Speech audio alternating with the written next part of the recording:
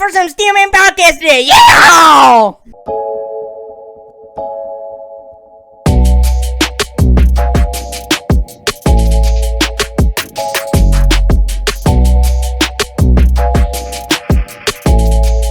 We're going to talk about today Dwayne "The Rock" Johnson really taking over the XFL along with another company, only for $50 million. Your thoughts on that? 15. I thought you said 50. Okay, Sorry, yeah, 15, buddy. 15, 1-5. Really, the questions are who's going to run the league. The Rock might be able to invest more time, money, other stuff into it. There are other people involved, but The Rock really is the main one. Yeah. Dwayne "The Rock" Johnson goes from WWE wrestling superstar to now turning into a movie star and also buying the XFL. Based off how his movies are going, I'm going to say the XFL is going to be amazing. It's just the XFL has like everything they need for the next 5 years. It's like ramped up and it's just pulling in tons of money. I mean, if they can do something, it could overtake the NFL. Stuff like the rule stuff, Yeah.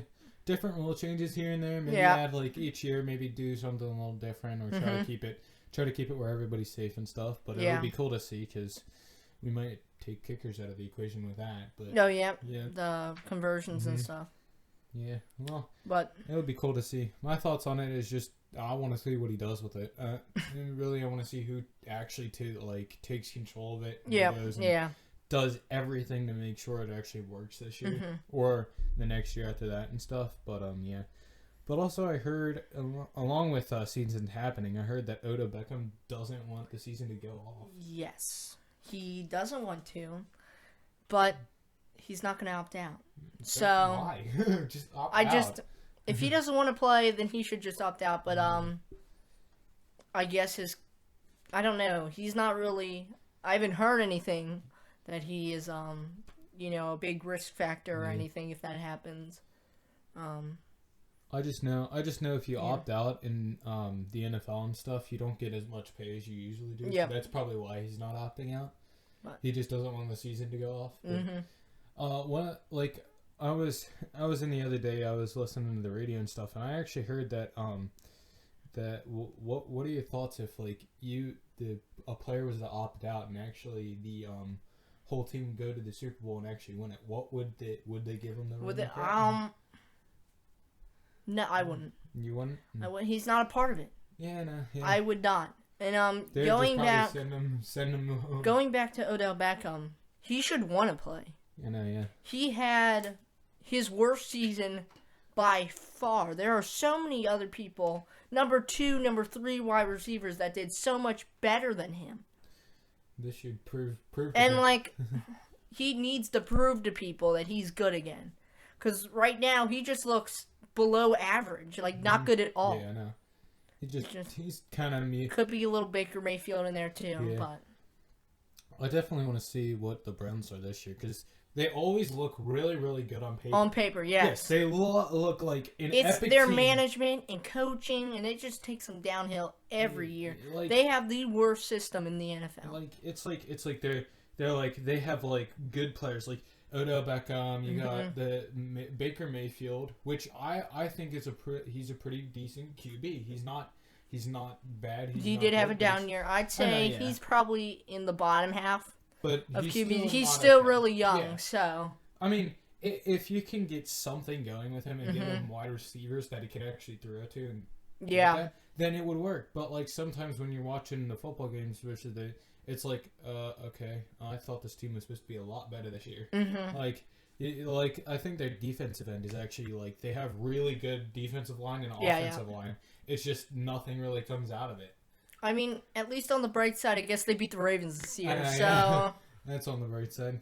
Maybe except for the one dude just taking a helmet off of Rudolph and just smacking him on top of the head. That's the downfall of them too. So Myles Garrett, I'm a Steelers fan, so this is probably going to be really biased. But if you do something like that, I don't care if he's sorry or not. He still needs to be suspended at least a couple games, even if it's just the first couple. I saw people just to remind the league, this is not okay. You can't be doing this stuff. I mean, even if it happened with 2 different teams, I still would say that they should suspend him because if you're taking off another player's helmet and whacking him with it, yeah, I think that's just like seriously. That could even be like criminal activity. I know, yeah. Or it's like, and then they gave him a new contract too. What? They're rewarding him. I know for that, and he didn't even play those. Imagine the dude that you smack in the helmet with the helmet next time actually gets the concussion and can't play for the rest of the season. Exactly. Imagine that. Like, what if you knock him unconscious again? Like he got unconscious earlier. What if you knock him unconscious? Brain damage. He might never be able to play again.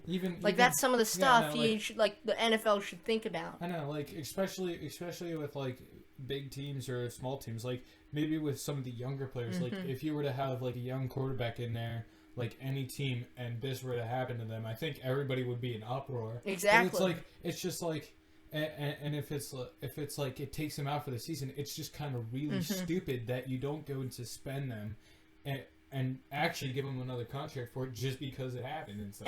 And the worst part of that whole thing is that Myles Garrett lied about Mason Rudolph saying, one of the, like, a word. Yeah, I know, yeah. I mean, it doesn't matter if he says a word or not. You can go and just, like, next play, just sack him for all I care. If you want to get that mad, go and sack him on the field and then just say the word back to him. Do it on, like...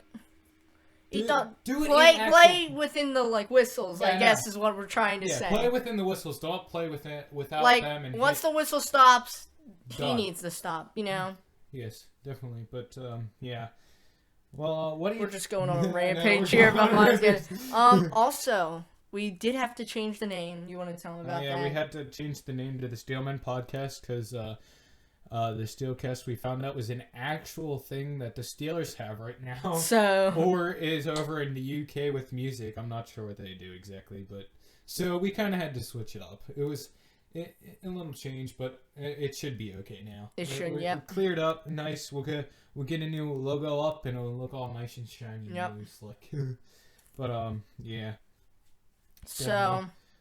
But what was? Oh yeah. So I know like all this stuff is going on with football and stuff, but have you heard that St. Louis actually has like 30 new? The Cardinals, you mean? Yeah, baseball. Cardinals has 13 new cases of COVID. Yeah, like we talked about last week, the Marlins. They canceled all their games through this past Sunday, and now the Cardinals are another team that's getting it. And I heard a report somewhere that they told networks that are airing games, they told them to get like alternate programming just in case the league shuts down this week or next week, because if they can't manage the virus any better. That would just be killer. I know, yeah, but also like you got NHL having like hub cities where like you have also big news. Since July 26th, they tested over 7,000, no new cases whatsoever in the NHL. But my thing is the NHL has the hub cities. They had the plan. They put the plan in place. They worked on it. You have NFL that's trying to work on a plan. We haven't heard from them yet. They kind of have an idea, but I'm not sure if they're finalizing it. NBA had that plan down, and MLS has the plan, but MLB just says we're gonna play 60 games, and then allowing them to fly. So I understand why like half of the teams are gonna get COVID because they're gonna be flying across the country to another stadium, and you're gonna get COVID if you're gonna come in contact with other different people. I guess some people really want better conditions, and like that's why most players are opting out. I mean, a lot of good players. Because they see what's happening, and they just don't want to play. Just like with the Mets guy, the one Mets guy. I think I don't remember his name. If you know, let us know in the comments. But the Mets could not locate him whatsoever. He played Saturday, and they couldn't locate him Sunday at all. They tried to text. They tried to contact him in all different ways. Couldn't get out to him. They sent out a report on ESPN, like they couldn't contact him. They were like, they don't believe his health is in danger or anything. And then it comes out a couple hours later that he decided to opt out because of what is happening. Yeah. My thing is that like with a lot of this stuff now, it's like I understand you opting out of like the MLB because the MLB is kind of like the unsafest league right now because they're going around constantly and like probably being in most contact with like different people. Yeah. I think it was like a charter flight for the Mariners or something. Something like that, yeah. I'm not sure about St. Louis.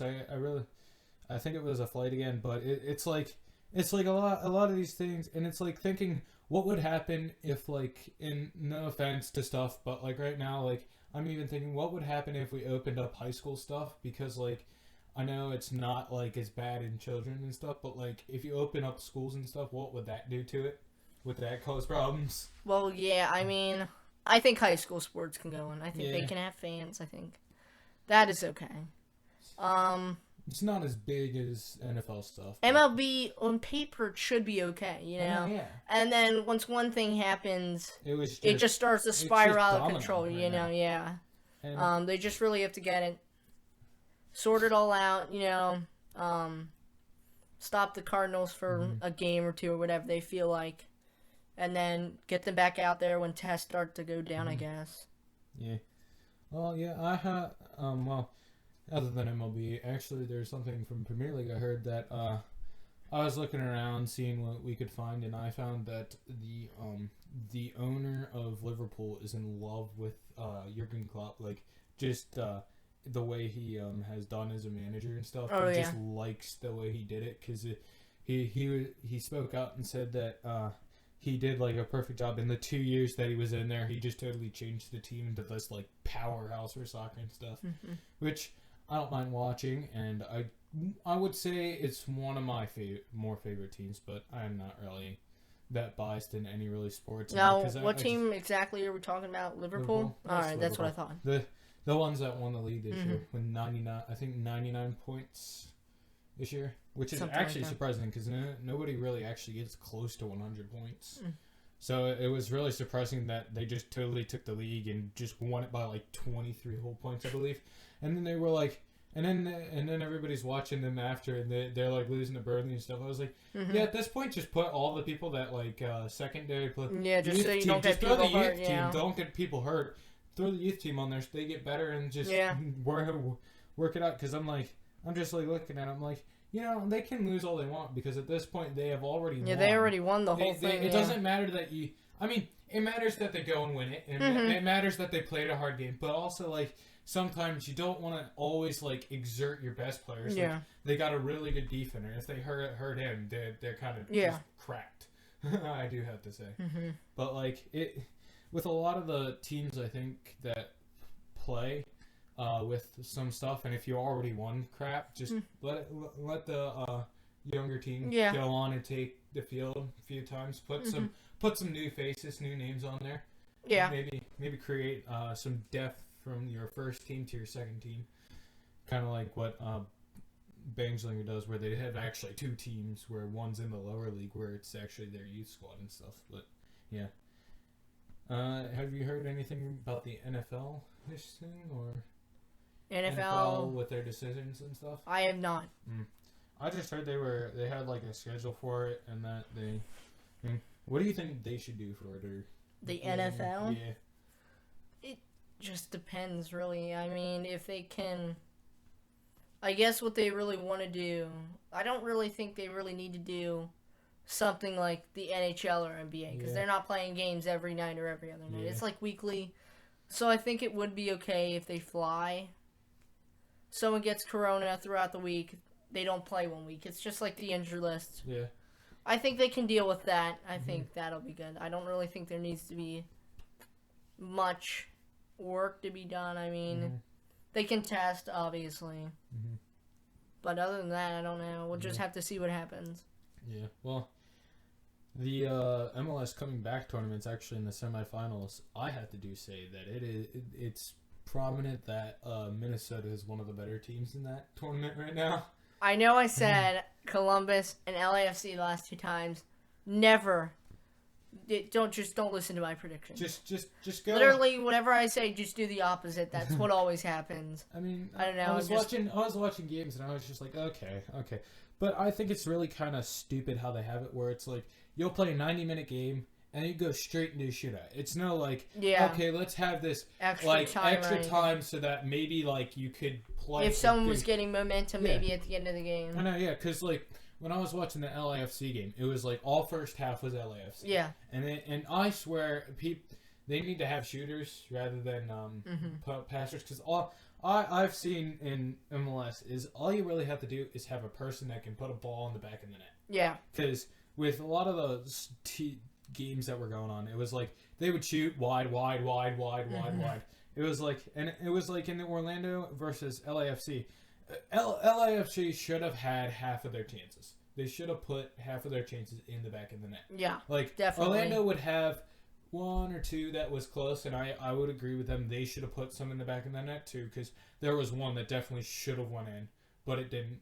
But like there was a couple where it was like, how do you miss that? Like LAFC, it was always like the across the goal, like if someone was just there, put it in. Yeah. But it was like it was just always that, like actually put in net sometimes. I was like, but like I think it's kind of weird, like when you go into a penalty shootout, and that really determines nothing. Yeah. It determines who can put the ball onto the back of the net. But like I'm just saying, the goalie I think has like literally like 1.4 seconds to decide. Yeah, something. Yeah. Like that. And I'm like, just put it straight up the middle.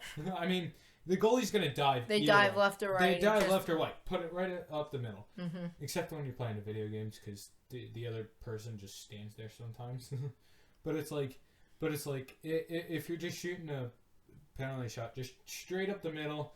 Maybe put it at their head so that they have to go like change momentum in the middle. Even if they block it, it's like, okay, well, you kind of had like the right idea, because like you hit it right at their chest, 90 miles an hour, boom, just like throw them into the back of that, with the ball. Just the goalie should go in with the ball. That's how you know you have a hard shot.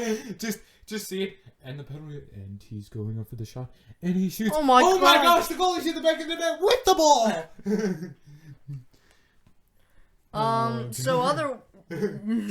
Sorry. NHL came back. Oh boy. Obviously. Saturday 1st. And Penguins fan, obviously. Tied 1-1. The game, depending on when this comes out, the next game may be out maybe tonight. Yeah. Or it may be tomorrow. Or it may have been yesterday. I don't know. It just depends. But other stuff. The Chicago-Edmonton series is getting good. Okay? Chicago won 6-3 first game, then Edmonton won 6-4. Connor McDavid had a hat trick in the second game. They actually had workers walk down the stairs and throw like 5 hats each on the ice for the hat trick. And then Svechnikov from the Hurricanes got a hat trick too. They were his locker was decorated with hats after the game. It was the first hat trick in Carolina playoff history. So that was pretty special for him. And he's only 20. He's the one who did like the Michigan Man wraparound thing. So that's pretty cool. I do have to say, I think it's a pretty cool way to do the NHL. This like tournament, like. And it's a fan's dream, because there are games on from like 12 to 12 every day. It's just like you get on there, you turn it on, and tonight, you're good. Get your soda, get your chips, watch some NHL. That's the way to spend your quarantine right there. Except for all of you athletes out there, actually try. I swear, these next 2 weeks for me is going to be fun. We might not have for the next 2 weeks just because I'm going to be tired out of my mind. Maybe. But hey. So, just beware if there's not one next week or the other week. All of a sudden you see me come back, I'm like, I'm just like this. They might be short episodes. We might be short episodes. Yes, we got to do the Steelman Showdown. The Steelman Showdown. If you didn't see that one yet, go check it out. It might be up now. Forza Horizon's coming out this week. Forza Horizon, yep. Go check that out. We're going to try to upload every week on our gaming channel. Try to get together. We'll also try to play some online Minecraft. Oh, yep, something like that, yep. Stream a little bit more. We haven't been streaming lately, so yeah. But, this is just filler content at this point. Yeah. Bring down. Oh, really? And the Aaron Show will be on. No. Don't you? Trying to copy off of us. It's not as good as us, though. Man, if Shadownet came up with us, if I came up Gotta get the hat on again, real quick. Let me just. Just. Cowboy Adam, I don't know.